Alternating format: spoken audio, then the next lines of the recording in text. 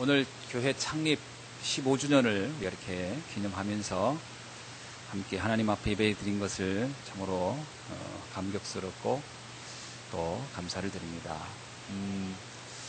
제가 교회를 이렇게 바라보면서 늘 하는 기도가 하나 있습니다.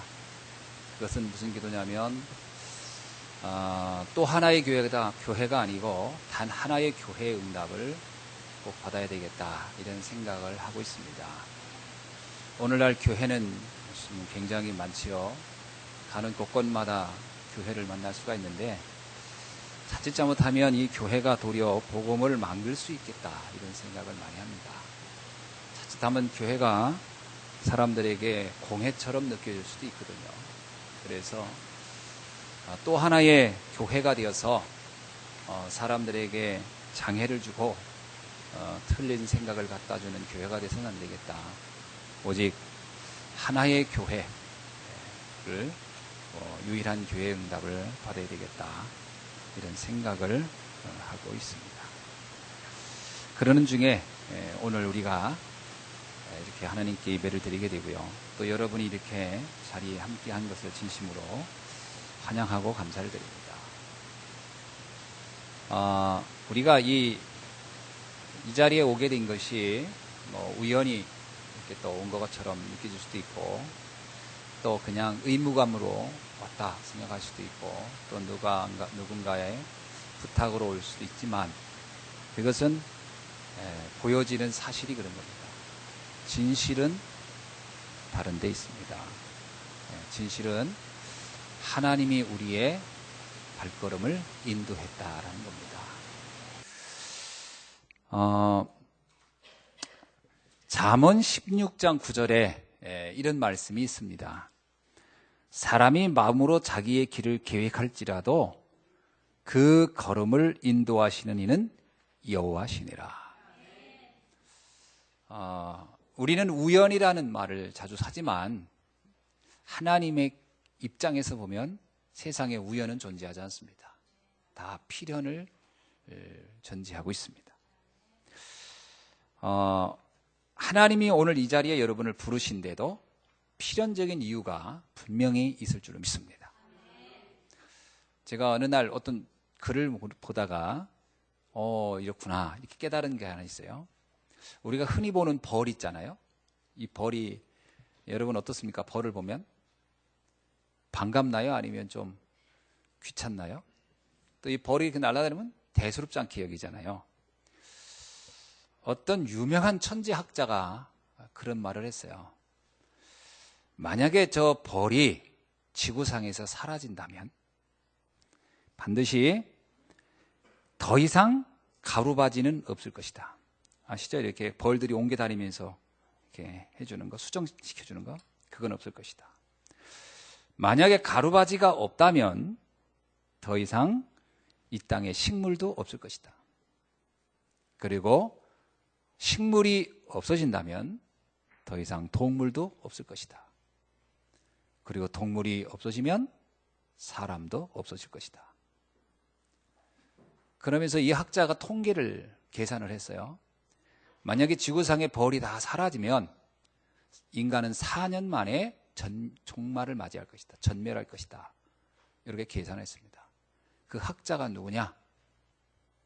그냥 우리가 잘 모르는 학자가 있으면 그런 것부터 했겠죠. 누가 했냐면 이 말을 알버트 아인슈타인 박사가 한 얘기입니다.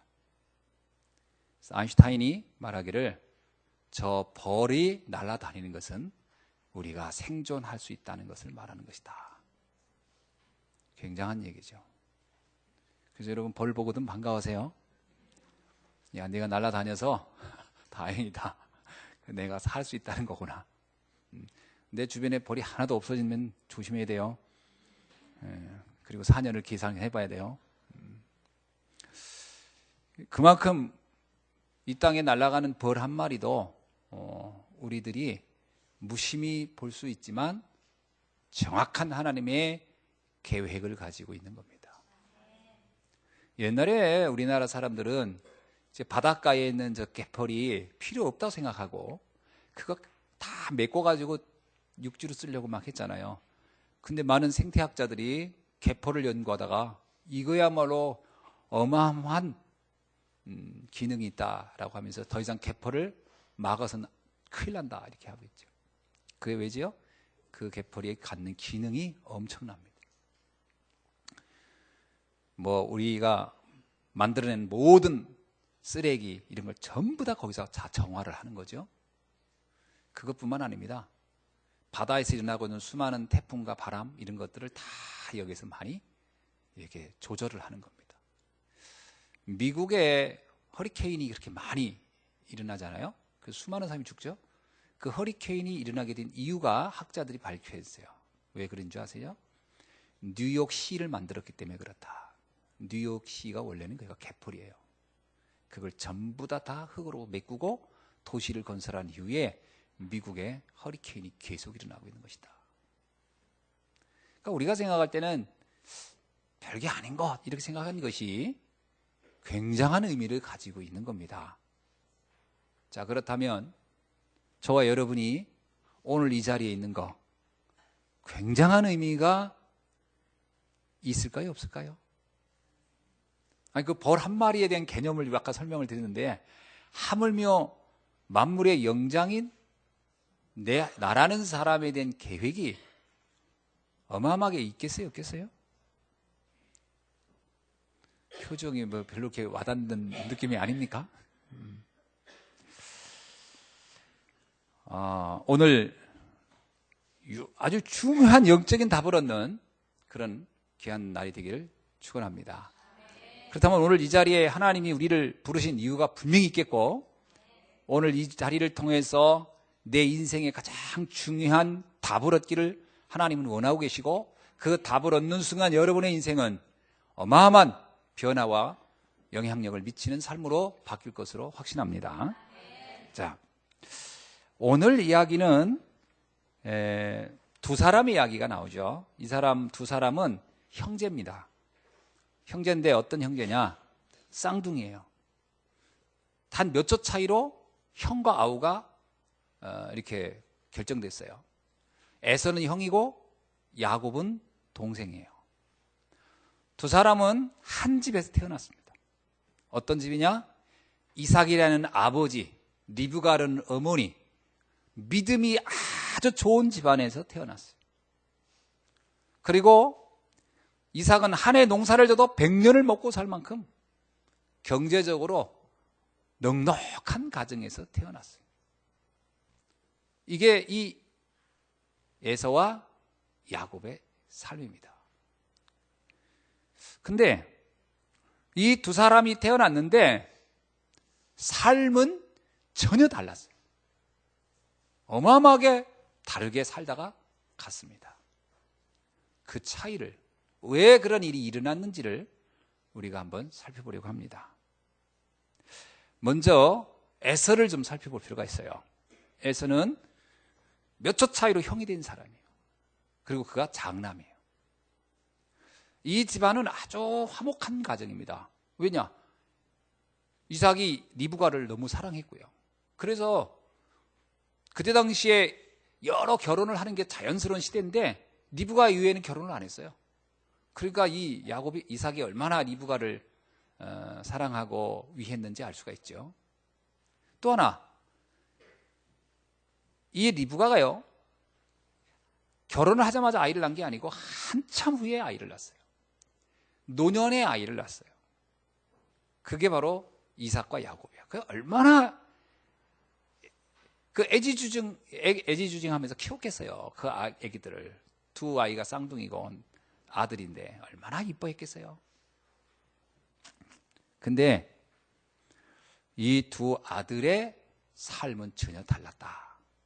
자, 에서를 먼저 살펴보면 에서가 놓친 것이 있었습니다.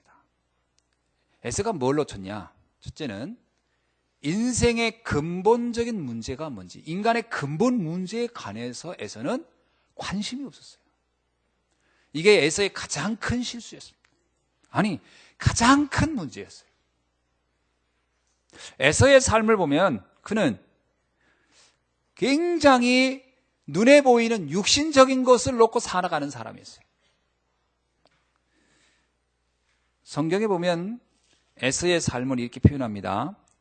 25장 27절에 보니까 그 아이들이 장성하매 에서는 익숙한 사냥꾼이었으므로 들사람이 되고 야곱은 조용한 사람이었으므로 장막에 거주하니. 이건 성격을 얘기하는 게 아니라 이들의 관심에 대한 이야기를 하고 있는 겁니다.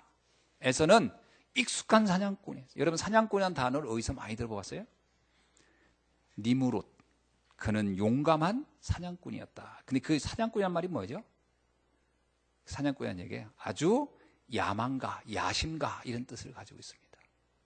에서가 익숙한 사냥꾼이란 말은 그는 아주 탁월한 야망가였고 욕심가였고 욕망이 가득한 사람이었다. 이렇게 설명할 수 있는 겁니다. 그는 성공에 대해서 뭔가 굉장한 그 야망을 가졌던 사람을 알 수 있습니다. 그리고 그의 거주는 들사람이었다.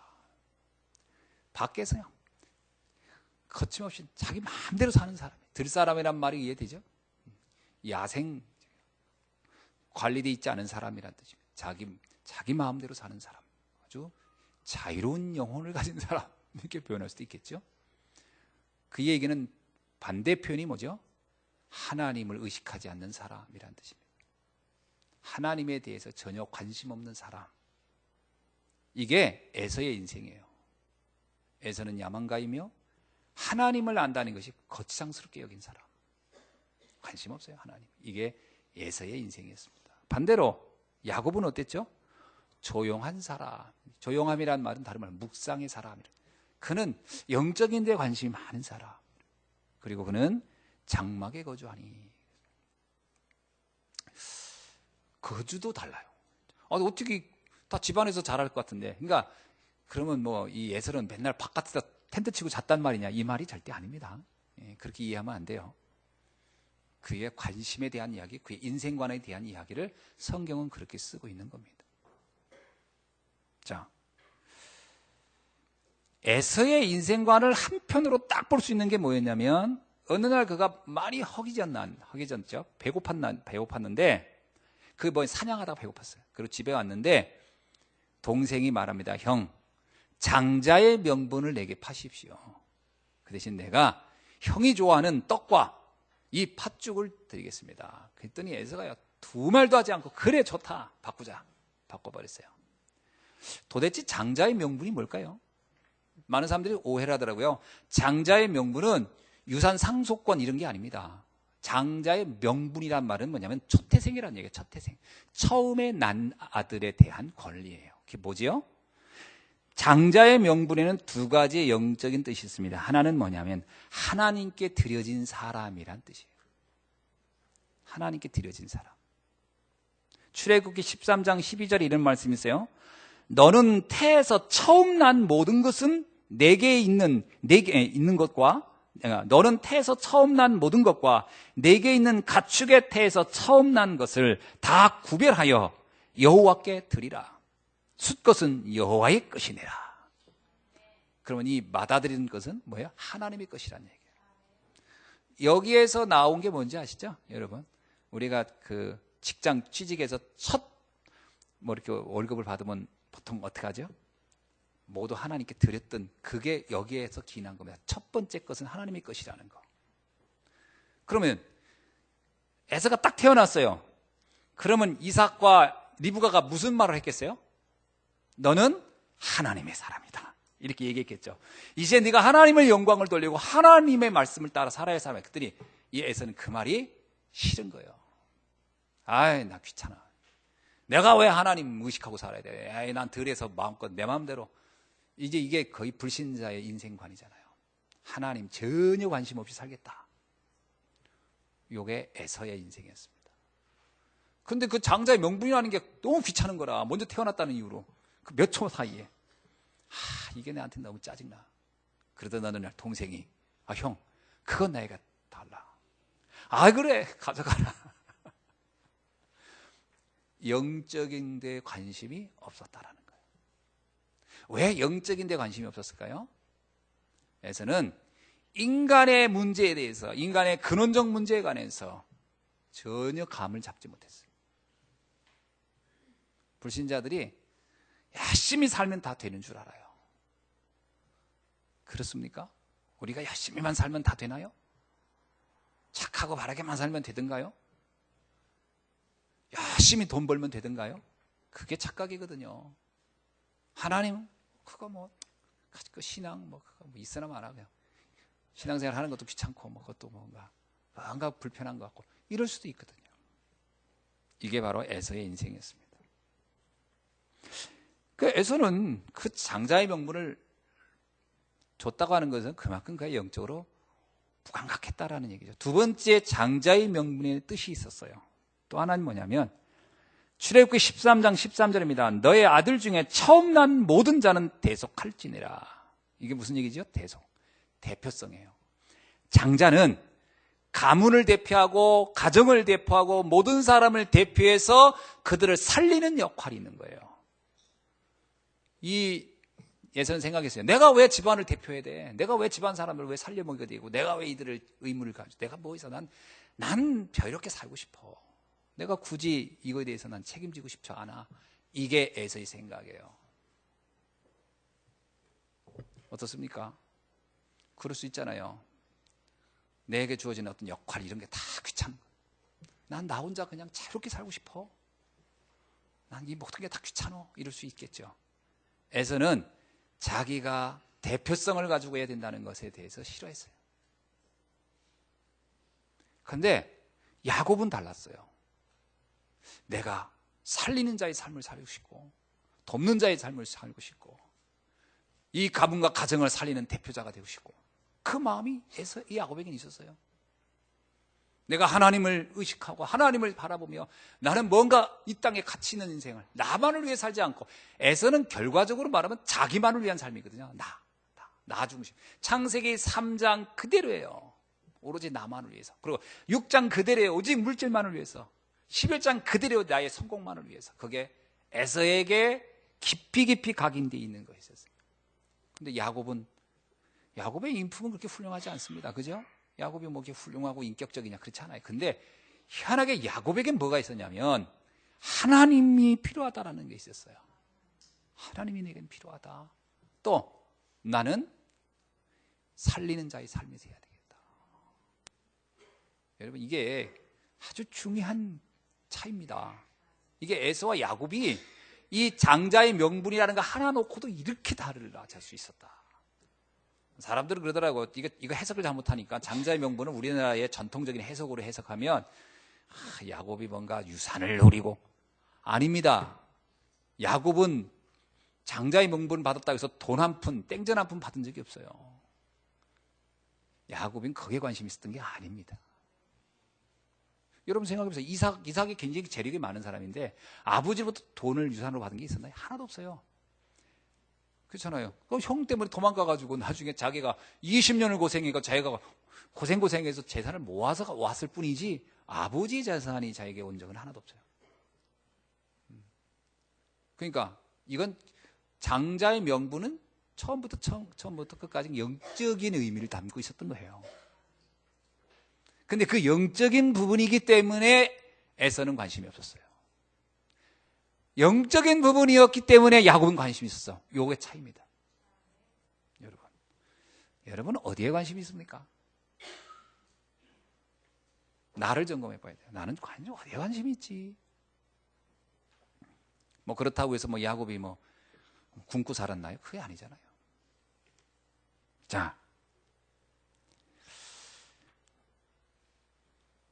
그래서 하나님이 에서를 쓸 수가 없었던 거예요. 일단 하나님에 대해 관심이 없지. 또 대표성에 대한 관심이 없지. 대표성 중에 최고 대표적인 게 누구죠? 그리스도입니다. 대표성은 그리스도잖아요. 그리스도가 십자가의 죽으심으로 모두를 살린 거 아니에요? 그러면 야곱이 뭘 이해했다는 거예요? 오실 메시아를 이해한 거예요. 굉장한 얘기죠. 그런데 에서는 그런 분야는 너무 무지한 거야. 오로지 육신적인 데만 눈이 밝아. 그래서 하나님이 야곱에게 메시지를 주는 거예요. 너와 너로 말미암아 모든 족속이 복을 받게 될 것이다. 그거는 야곱이 가지고 있는 본래의 마음의 그 메시지, 천명을 주는 거예요. 또 나중에 야곱에게 네 이름을 이스라엘아 바꿔라. 이건 뭐야? 너로 한 민족이 만들어질 것이다. 이런 거는 그 사람이 가지고 있는 그 생각 위에 하나님이 언약을 주시는 겁니다. 영적으로 아무 생각 없는 사람에게 하나님 막 어떻게 주겠어요?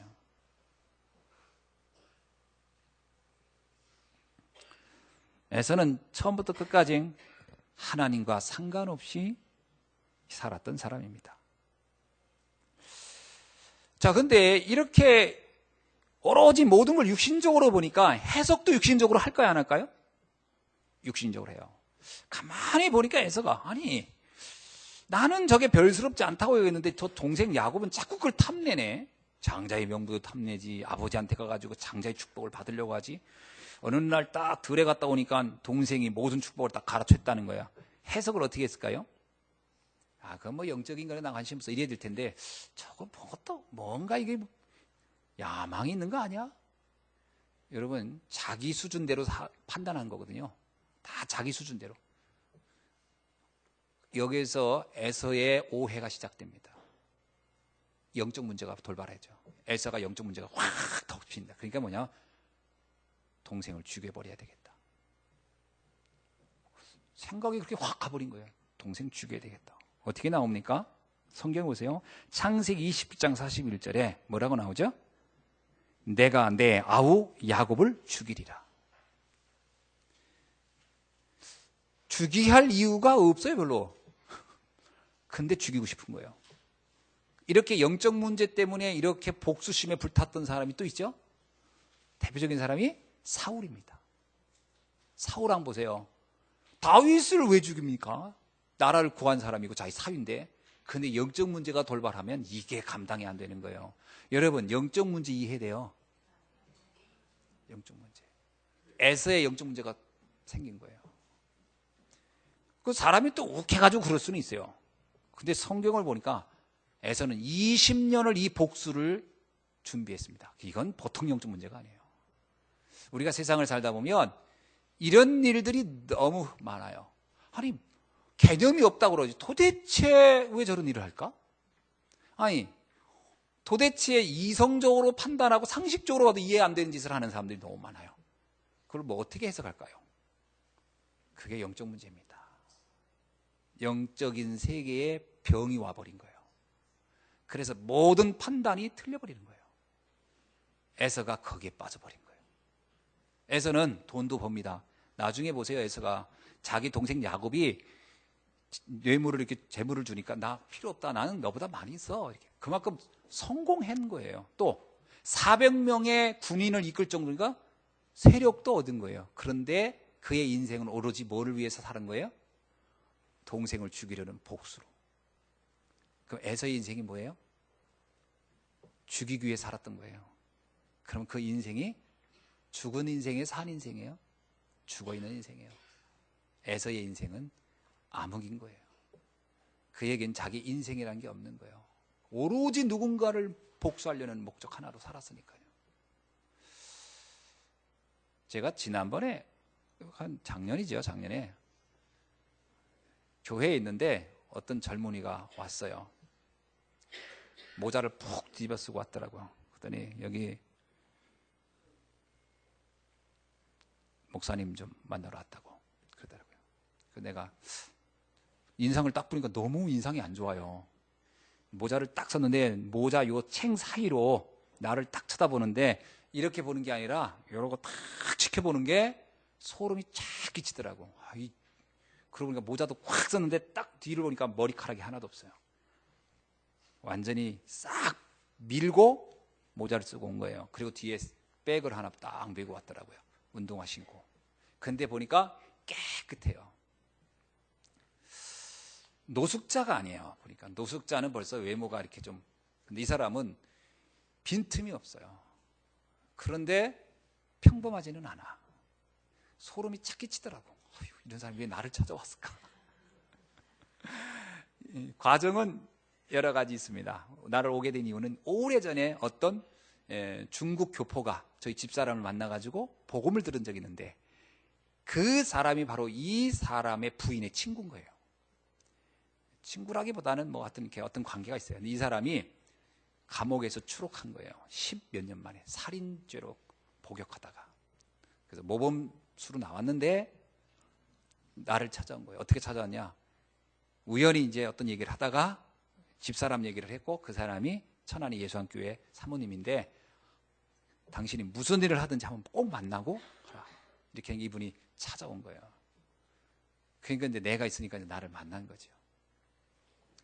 무슨 일로 왔습니까? 라고 물었더니 대뜸 하는 얘기가 내가 중요한 일을 결정하기 전에 마지막으로 만나고 가야 할 사람이라고 여기고 왔습니다. 그러더라고요. 그 말도 참 기분이 안 좋더라고요. 중요한 일을 앞두고 나를 마지막으로 만나러 왔다니까 얼마나 기분이 안 좋아요. 도대체 뭔 중요한 일을 하러 왔는가? 그 얘기를 쭉 들어보니까 라고 얘기하는데요. 테이블에 이렇게 앉아서 얘기하는데 손을 딱 요러고서 얘기하는데 미동도 하지 않고 얘기를 해요. 근데 말할 때마다 한 말 끝을 딱딱 끊어요. 딱딱. 나는 저게 교도소에 있는 사람이 하는 말이구나. 쉽게 말하면 군더더기도 없어요. 왜냐하면 말을 잘못하면 뭐 맞고 그랬겠죠. 그러니까 딱 자기 할 말만 딱딱 하는 거예요. 이유가 뭐냐면 이거예요. 나를 이렇게 불행하게 만든 가족들을 다 죽이고 이제 내가 죽으려고 한다. 오늘 내가 가족들이 어디 있는지를 알고 이제 살인을 하는, 죽이러 가는 거예요. 가려고 하는데 목사님을 처음 마지막 만나고 결정을 할 것이다. 야, 정말 이 책임감이 보통이 아닌가. 이거 잘못하면 내일 뉴스에 나오겠구나 싶더라고요. 이 사람 왜 그런 마음을 가졌냐 그랬어요. 그랬더니 자기의 억울한 이야기를 쫙 한참 얘기하더니 잠깐 나갔다 와도 되겠습니까? 허락해 주십시오. 뭘 허락할 게 어디 있어요. 제가 허락해 주십시오. 딱 그러면서 갔다 오시라고. 딱 나 담배를 피는 거예요. 말하다 자기가 이 격해지니까 이걸 자제가 안 되니까 딱 나와서 담배를 한참 피고 또 다시 왔어요. 죄송합니다. 아까 하던 얘기부터 이어하겠습니다. 거의 무슨 교도관 앞에서 하는 것처럼 평생을 복수를 위하여 준비한 거예요. 평생을 복수를 위하여. 이야, 내가 그거 보면서요. 불쌍하다.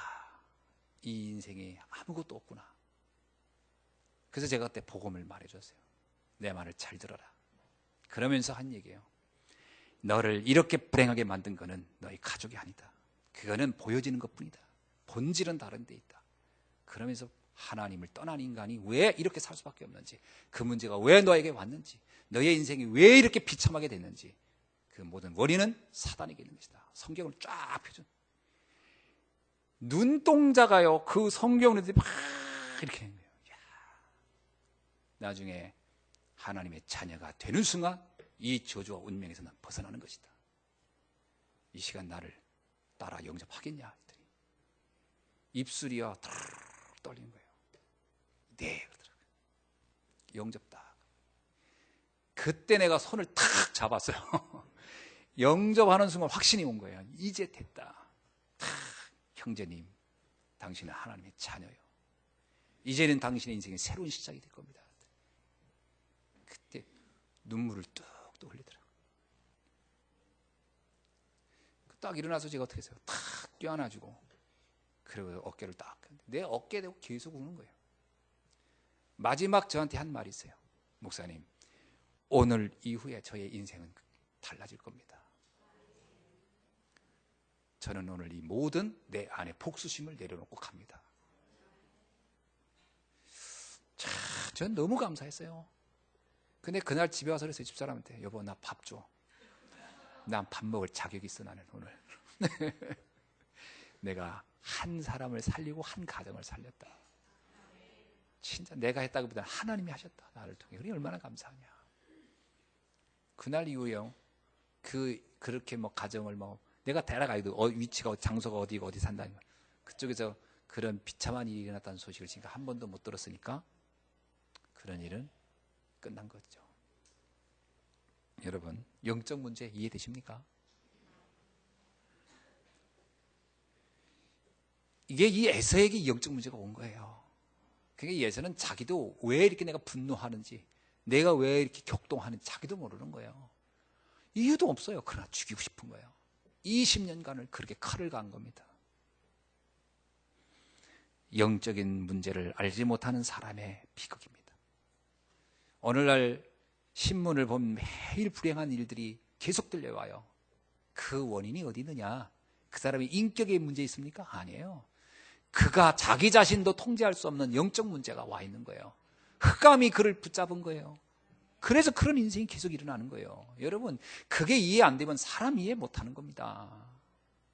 그게 이해되어야 복음이 이해되는 거예요. 그거 이해 안 돼가지고서 뭐 예수는 그리스도 그 백날 외치면 뭐합니까? 그래, 이게 문제구나. 그래서 하나님이 우리에게 이 문제를 해결할 그리스도를 보내주신 거거든요. 그리스도가 이해되면 그 영원한 저주와 영적 문제에서 해방되는 날입니다. 얼마나 놀라운 일인지 몰라요. 자, 에서의 인생이 어떻습니까? 20년의 삶을 쭉 보면요, 에서는 사실은 불쌍한 사람이에요. 불쌍한 사람이에요. 자, 두 번째, 야곱의 인생입니다. 야곱은 어떤 사람이냐면, 그는 태어나는 순간부터 차남이라는 이유로 사실 어떤 권한도 주어지지 않았어요. 그야말로 쉽게 말하면 넌 하나님께 바쳐진 사람이라고 할 때 에서가 그렇게 대우를 받을 때 자기는 이렇게 된 저렇게 된 상관이 없는 사람이에요. 그러니까 아버지의 관심도 별로 없어. 오로지 그래서 옆에서 이삭이 누구에게 집착하죠? 에서에게 집착하잖아요. 왜 그래요? 에서는 하나님께 바친 사람이라고 생각을 늘 하고 있으니까요. 그러면 그걸 보는 이 야곱은 자기는 말 그대로 외로운 거예요. 나에 대한 관심이 하나도 없네. 그나마 이제 어머니 리브가가 그 아들이 딱 해가지고 편을 들어주는 거가 나오지요. 그때 야곱이 깨달았죠. 뭘 깨달았을까요? 솔직히 리브가의 역할이라는 것은 별거 없습니다. 어머니의 역할인 건 뭐 있겠어요. 그때 아버지의 권한이 절대적인데 야곱이 느낀 게 뭐냐면 나에게 하나님이 필요하다. 이게 야곱이 발견한 비밀이에요. 자신의 한계를 알았기 때문에 하나님의 은혜가 필요했던 사람. 그래도 나의 한계를 발견하는 것은요, 축복입니다. 나는 내 마음대로 뭔가 다 할 수 있어. 이게 엄밀하게 말하면 불행한 일이에요. 그게 어찌 보면 되게 불쌍한 사람이에요. 자기 마음대로 뭔가 다 될 것 같다고 하는 것이 나중에 그게 내 마음대로 안 됐을 때 완전히 무너져 버리는 거예요. 그래서 나는 하나님의 은혜가 필요하다라고 느껴지는 그게 세상 사람들은 뭐 그런 얘기가 뭘 복이냐 하지만 아닙니다. 예수님 그러잖아요. 심령이 가난한 자가 복이 있나니. 내가 하나님의 은혜가 필요함을 발견하는 사람, 그건 나의 한계를 발견했기 때문에 오는 거 아닙니까? 그래서 야곱이 장자의 명분에 마음을 담았던 게 그거예요. 하나님이 나는 필요하다. 하나님의 은혜가 필요하다. 이게 장자의 명분에 있는 거예요. 또 하나, 나는 내가 나 하나의 삶으로 난 만족하고 싶지 않고 나는 살리는 자의 삶을 살고 싶다. 이게 야곱에게 있었던 거예요. 왜? 야곱이 알아요. 한계를 가진 자, 연약한 자가 고통당한다는 게 뭔지를, 그들을 돕는 일이 얼마나 소중한 일인지를 야곱은 알고 있었던 것이죠. 여러분, 이 눈이 여러분 떠지기를 주의 이름으로 축원합니다. 그랬던 이 야곱이 나름대로 또 굉장히 열심도 있어요. 어떤 면은 영적인 부분도 있지만 또 한편으로는 또 야곱도 이게 어떤 상처가 있었는지 이게 또 인본주의적인 방법도 많이 동원합니다. 그 나름대로 20년을 열심히 사죠. 성경에 보니까 야곱이 얼마나 열심히 살았는지를 성경이 말하잖아요. 그 야곱이 표현을 뭐라고 합니까?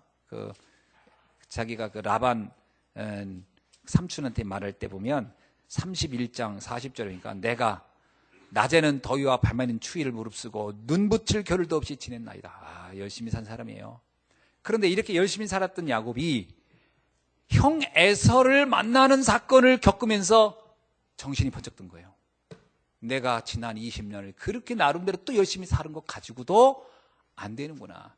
하나님의 은혜가 정말 필요하구나. 이걸 발견한 게 야복강 사건입니다.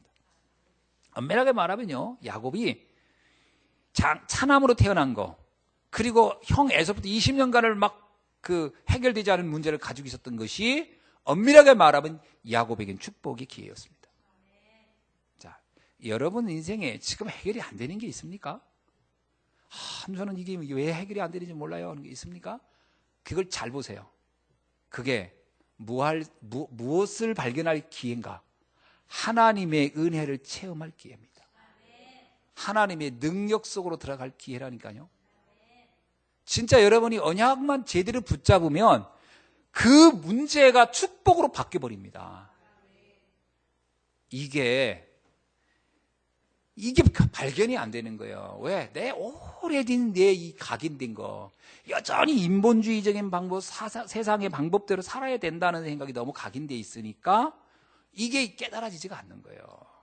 그래서 문제 속에 그냥 빠져버려요. 문제 속에 빠지면 안 됩니다. 문제 자체가 복이 아닙니다. 문제 자체가 복이에요. 문제를 바라보는 눈이 바뀌어야 복이 되는 거예요. 아니, 요셉에게 노예로 간 것, 그 노예 자체가 무슨 복입니까? 그건 복 아니에요. 요셉이 노예로 간 상황에서도 하나님의 은혜를 놓치지 않은 그것이 복이 된 거예요.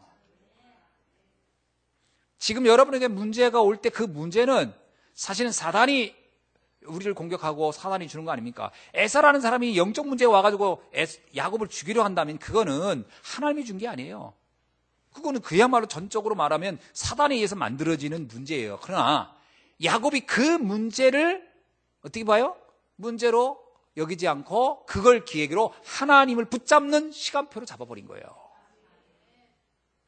지금 여러분에게 지금 문제를 하나님의 은혜 가운데로 들어가는 기회로 잡아야 역사가 달라지는 줄 믿습니다.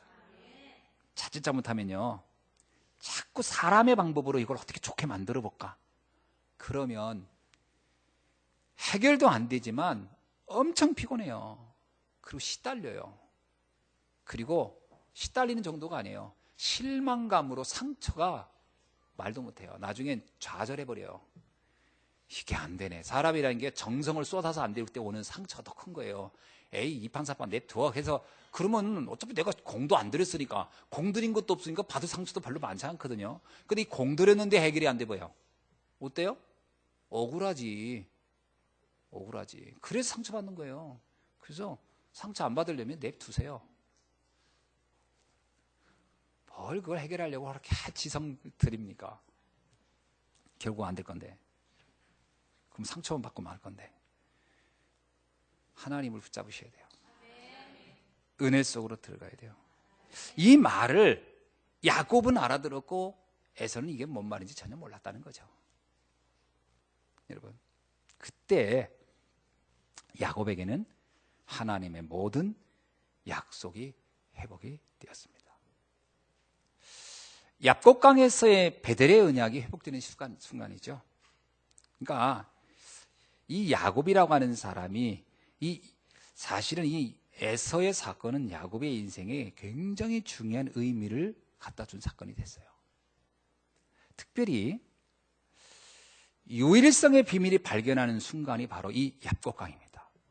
이 야복강의 사건을 한번 봅시다. 여기에 보면 야곱이 32장 24절 보니까 야곱이 홀로 남았더니 어떤 사람이 날이 새도록 야곱과 씨름하다가 야곱이 그 얘기합니다. 26절 보니까 당신이 내게 축복하지 아니하면 내가 가게 하지 아니하겠네. 여기서 야곱이 하나님께 축복을 달라고 막 하나님 내게 축복을 달라고 기도하는 장면이 나오는데요. 이때 야곱의 그 기도가 뭐였을 것 같습니까? 형 에서 문제를 해결해 주세요.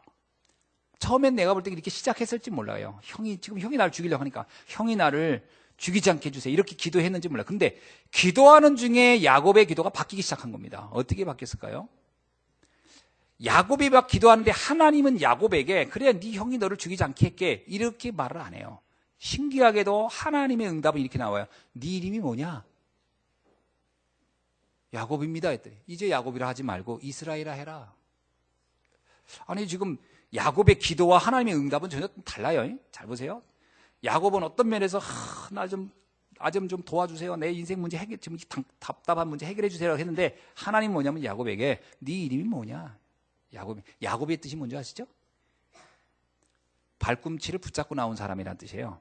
나중에 에서가 야곱이 자기를 속이고 아버지 속여가지고 그 축복을 가로챘다는 얘기 듣고 나서 에서가 한 말이 있어요. 저놈이 자기 이름대로 한다. 이랬어요. 자기 이름처럼 저렇게 산다. 그렇게 생각해요. 그게 무슨 얘기냐면 자기 뒷다리 자꾸 잡는다는 얘기거든요. 그러면 야곱에게 뭐가 있었다는 얘기죠? 인간적인 방법, 인본주의가 남아 있었던 거죠. 근데 주님이 얘기합니다. 너 인본주의 이제 그만 포기해. 쓰지 마. 그 얘기예요. 너 네 형한테 살려고 몸부림치는 거 그거 그만둬. 야곱은 어떻게든지 살려고 했거든요. 너 살려고 하지 마. 그리고 나서 뭐냐면 넌 죽어야 돼. 그 얘기 뭐예요? 너를 내려놔. 그래서 그의 넓적다리 뼈를 위골시켜버려요. 그때 야곱이 깨닫습니다. 살아야 한다는 것이 내 야망이요 동기였구나. 내가 뭔가 잘 돼야 된다. 뭔가 성공해. 이거 아니었구나. 그 순간 야곱이 뭘 깨닫죠? 하나님이 나를 만나준 것이 최고의 축복이라는 걸 발견하게 됩니다. 그게 30절에 나와요. 뭐라고 나오죠? 자, 그러므로 야곱이 그곳 이름을 뭐라고 했다고요? 푸니엘이라 하였으니 그가 이르기를 내가 하나님과 대면하여 보았다. 지금까지 야곱은요 하나님을 귀로 들었던, 그 욥이 그런 고백했잖아요. 내가 지금까지 하나님을 귀로 들었으나 이제는 내가 하나님을 두 눈으로 보나이다. 야곱이 어쩌면 지금까지 하나님의 언약, 하나님 나와 함께한다 이런 것을 그냥 대충 아는 스타일이었을 거예요. 뭐 영적인 것도 관심도 있고 있지만 대충 그래 나야 하나님이 필요하지. 뭐 그런 얘기 우리는 흔히 할 수 있잖아요. 그러던 야곱이 얍곡강에서 비로소 자기 인생의 막판에 결론 낸 거예요. 그래 상관없다. 나는 이제 죽어도 상관이 없다.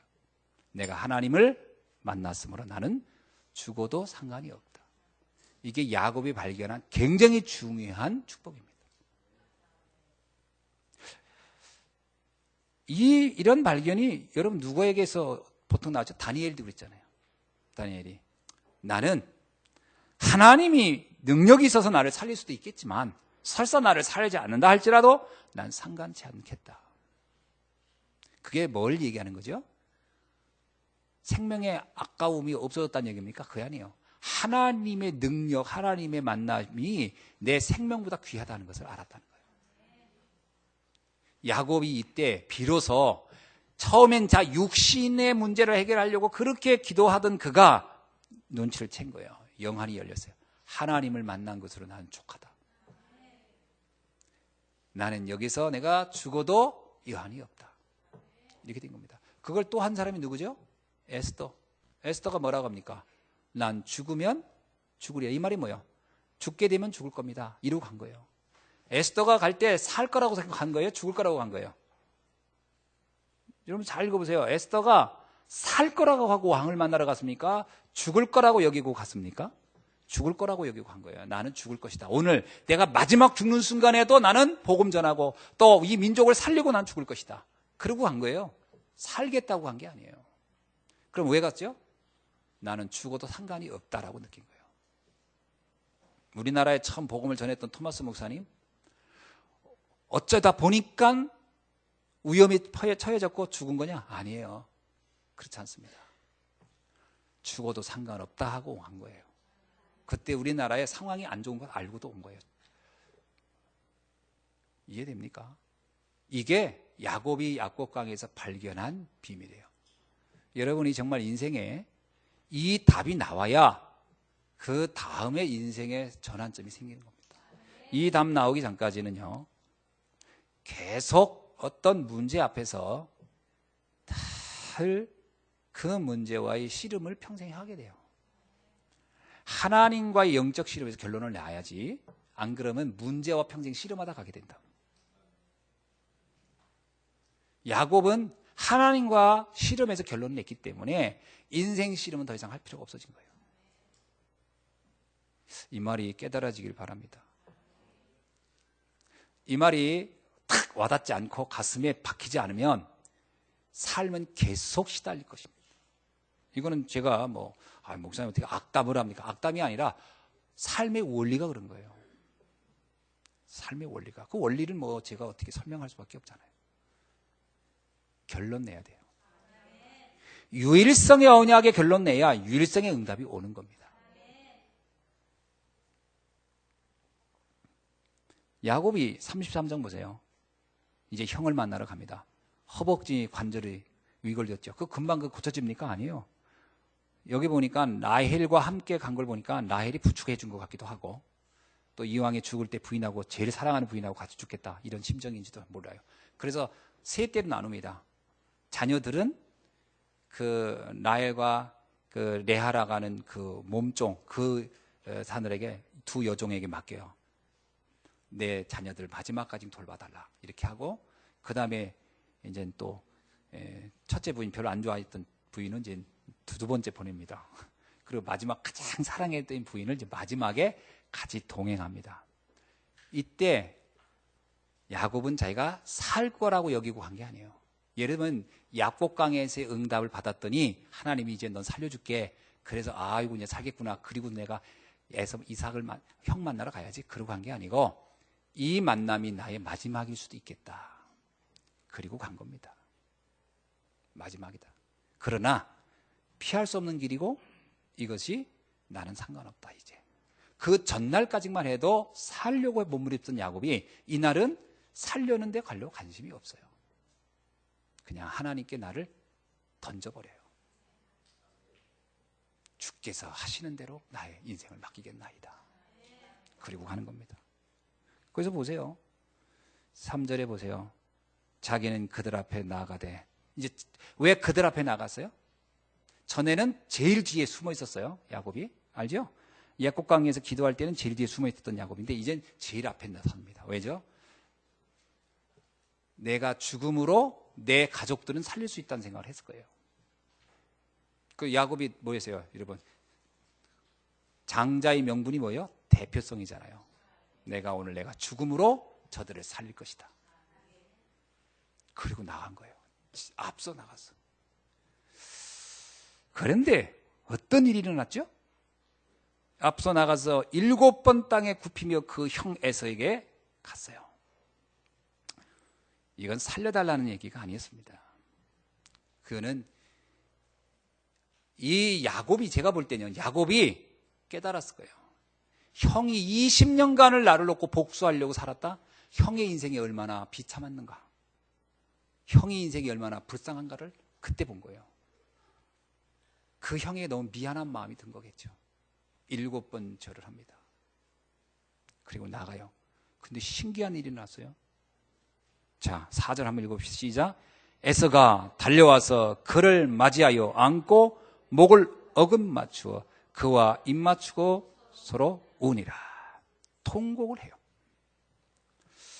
저는 이 장면을 계속 생각해 봤어요. 에서가 와서 야곱을 껴안으면서 울었을 때 그 울음이 어떤 의미일까? 이야, 사랑하는 동생들 20년간 보고 싶었다. 그 마음은 아닐 거예요. 왜? 지금까지 죽이고 싶었던 사람이 갑자기 이뻐졌겠습니까? 그건 아니에요. 왜 울었을까요?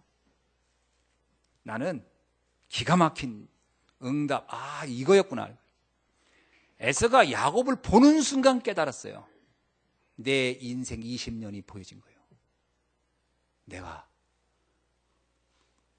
흑암 속에 살아있었구나. 내가 그 캄캄한 동굴 속에 갇혀있는 것처럼 살던 에서 자기 인생이 보인 거예요. 에서의 인생은 거의 죽어있는 인생이었어요. 야곱을 보는 순간 깨닫는 거예요. 내 인생이 보인 거예요. 자기의 인생이 너무 기가 막혔을 거예요. 자기 인생이. 내가 이러려고 20년을 내가 복수의 칼을 가며 살아왔단 말인가? 그럼 내 20년의 인생이 어떻게 돼요? 너무 허망한 거죠. 그러면서 거기서 빠져나온 거에 대한 감격. 그 통곡이었을 겁니다. 빠져나온 것에 대한 통곡. 그러면 여러분 보세요. 에서가 야곱을 살렸나요? 야곱이 에서를 살렸나요? 이게 비밀입니다. 에서가 야곱을 살린 게 아니에요. 야곱이 에서를 살려준 거예요. 여러분이 언약 속의 유일성의 응답을 잡으면 지금 여러분 주변의 흑암 속에 갇혀서 마치 어두움의 동굴 속에 갇혀 있는 사람의 인생이 벗어나는 일이 일어납니다. 우리는 지금까지 내가 살려고 했습니까? 진짜 언약을 잡아보세요. 진짜 고통 속에 있는 사람들이 누군가? 야곱은 형의 칼날이 무섭다고 생각했지만 아니에요. 더 비참한 것은 나를 미워하고 있었던 에서의 인생 20년이에요. 그게 더 비참한 거예요. 여러분 잘 생각해 보세요. 누구의 인생이 더 비참했는가? 야곱이 그걸 본 거예요. 야곱이 울으면서 느꼈을 겁니다. 형한테 미안하다 이렇게 느꼈을 거예요. 형한테 미안하다.